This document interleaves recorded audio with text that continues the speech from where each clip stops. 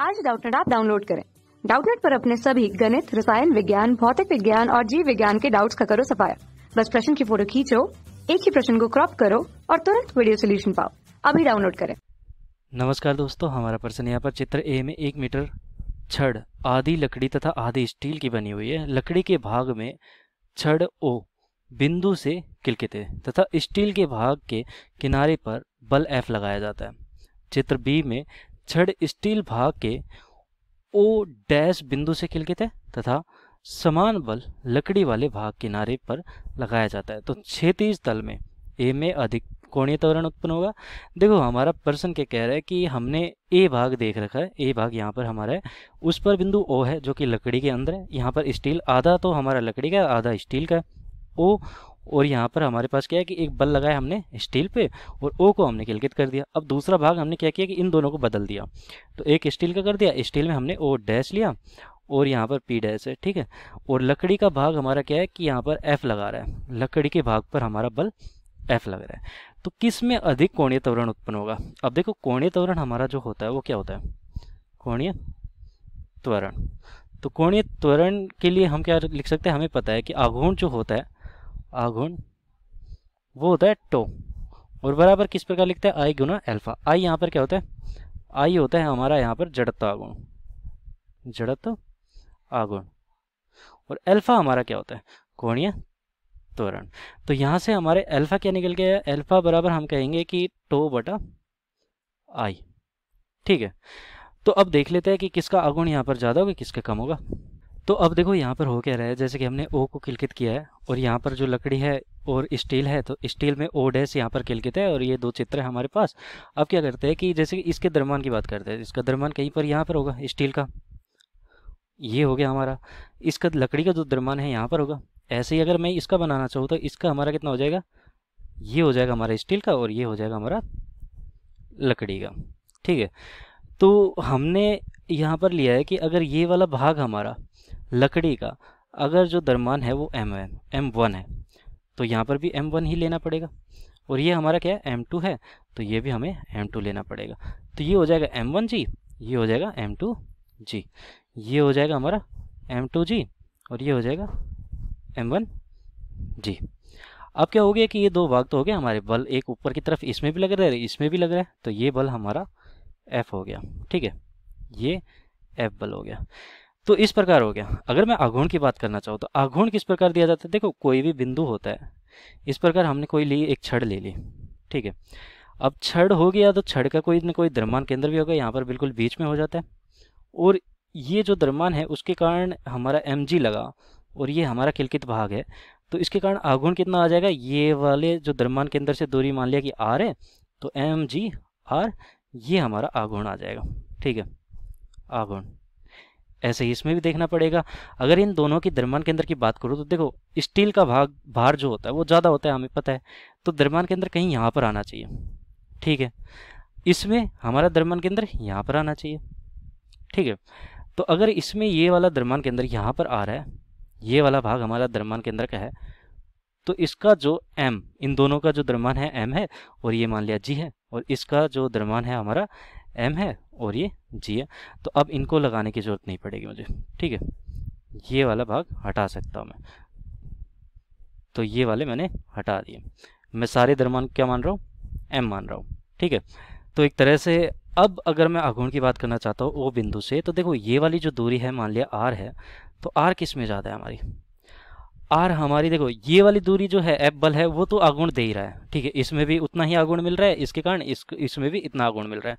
लेकिन यहाँ पर द्रव्यमान केंद्र जो है वो अलग अलग स्थिति पे है, जबकि बल यहाँ पर जो है वो तो दोनों में समान स्थिति पर, ठीक है, इतनी ही दूरी पर लगभग। तो अगर द्रव्यमान यहाँ पर जो द्रव्यमान केंद्र है वो अलग अलग दूरी पर है, तो उसकी वजह से हमारा आघूर्ण भी अलग अलग आना चाहिए। तो आघूर्ण किस में ज़्यादा आएगा? इसमें ज़्यादा आना चाहिए, किस में? जो यहाँ पर हमारा द्रव्यमान केंद्र ज़्यादा दूर है, क्योंकि जो आघूर्ण हमारा है वो द्रव्यमान के समानुपाती है। तो एक तरह से हमारा जो टो आएगा वो कितना आ जाएगा? mg, और ये हमारा r1 मान लिया, r1 ऊपर की तरफ हमारा f है, और ये हमारा ये मान लिया कि ये वाली दूरी है हमारी a, ठीक है, fa। और इसमें क्या है? ये तो टो 1 हो गया हमारा, और टो 2 बराबर कितना है? mg r2 माइनस का FA। अब हमें पता है कि अगर मैं इस वाले भाग को अलग कर देता हूँ थोड़ा सा, तो हमारे पास क्या आया कि देखो M1G R1, R1 हमारा ज़्यादा है, R1 ज़्यादा है, FA दोनों में से घट रहा है, R1 हमारा ज़्यादा है R2 से, तो ये वाली राशि हमारी ज़्यादा है, ये वाली ज़्यादा में से ये वाली घटी और यहाँ पे कम में से ये वाली घटी, तो ये वाला हमारा ज़्यादा परिमाण आना चाहिए, तो टो 1 हमारा ज़्यादा आ गया किससे, टो 2 से। ठीक है, तो आघूर्ण का मुझे यहाँ पर मिल गया संबंध, आघूर्ण का। अब ऐसे ही मैं यहाँ पर संबंध निकालना चाहता हूँ किसका, इसके जड़त्व आघूर्ण का, क्योंकि हमारा जो कोणीय त्वरण है वो जड़त्व आघूर्ण पर भी निर्भर कर रहा है। मैंने अभी तक संबंध निकाला है किस पर, ये आघूर्ण पर। ठीक है, अब जड़त्व आघूर्ण को भी देख लेते हैं।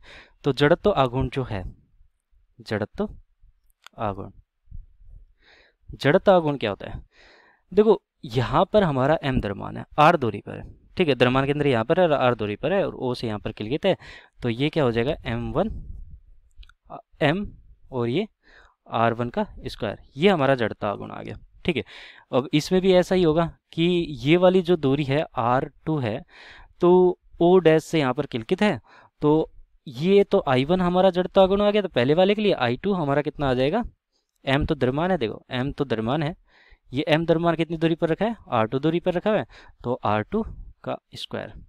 अब मुझे पता है कि R1 अगर ज़्यादा है तो I1 भी ज़्यादा ही होना चाहिए, क्योंकि यहाँ पर द्रव्यमान तो दोनों में समान है, R2 से R1 ज़्यादा है तो I1 भी हमारा ज़्यादा होना चाहिए। तो एक और संबंध निकल के आ गया। अब इन संबंध से हमें मिला क्या कि देखो हमारे पास क्या है कि अल्फा मुझे निकालना है, तो अल्फा जो हमारे पास त्वरण है, कोणीय त्वरण जिसको हम बोलेंगे कोणीय त्वरण अल्फा, और वो कितना हो जाएगा, वो हमारा है कि टो बटा आई, तो टो 1 बटा I1 लिख सकता हूँ और टो 2 बटा, या फिर मैं ऐसे लिख देता हूँ, अल्फा हमारा ये है और संबंध को मैं नीचे लिख देता हूँ। ठीक है, कौन सा ज़्यादा आ रहा है वो देख लेते हैं। तो अल्फा 1 और अल्फा 2 में कौन सा ज़्यादा आ रहा है, ठीक है, तो अल्फा 1 और ये हमारा अल्फा 2 लिख दिया। तो अल्फा 1 हमारा क्या है, टो 1 बटा I1 और अल्फा 2 क्या है हमारा, टो 2 बटा I2। अब देखो टो 1 हमारा ज़्यादा है, टो 1 हमारा ज़्यादा है, I1 हमारा कम है, I1 हमारा कम है, तो एक तरह से ये वाली राशि हमारी क्या होनी चाहिए, ये वाली राशि हमारी, तो यहाँ से मिला हमें टो 1 ज़्यादा है, I1 यहाँ पर ज़्यादा है, देखो टो 1 ज़्यादा है और I1 भी ज़्यादा है, और टो 2 ज़्यादा है, टो 2 कम है और I2 भी यहाँ पर कम है। लेकिन किस प्रकार संबंध है यहाँ पर, देखो जो I का हमारा संबंध है वो तो है R के स्क्वायर के, I का जो संबंध है देखो R के स्क्वायर के संबंध है। ठीक है, और जो टो का संबंध है वो किस प्रकार है, वो है हमारा R के समानुपाती, जो टो का संबंध है वो R के समानुपाती है, तो ये R के समानुपाती है। तो एक तरह से यहाँ पर जो संबंध निकल के आएगा टो बटा आई, टो बटा आई, टो बटा आई किस प्रकार आएगा, ये टो तो हमारा R के समानुपाती है और ये हमारा R के स्क्वायर के समानुपाती है, तो 1 बटा R के समानुपाती आ गया। अब 1 बटा R, तो द्रव्यमान केंद्र हमारा किसका ज़्यादा दूर है, तो 1 बटा R, R1 के 1 बटा R के समानुपाती है, ये समानुपाती 1 बटा R1 और ये हमारा समानुपाती है 1 बटा R2 के। तो R1 हमारी ज़्यादा है, तो ये वाली राशि हमारी पूरी क्या होनी चाहिए, कम होनी चाहिए।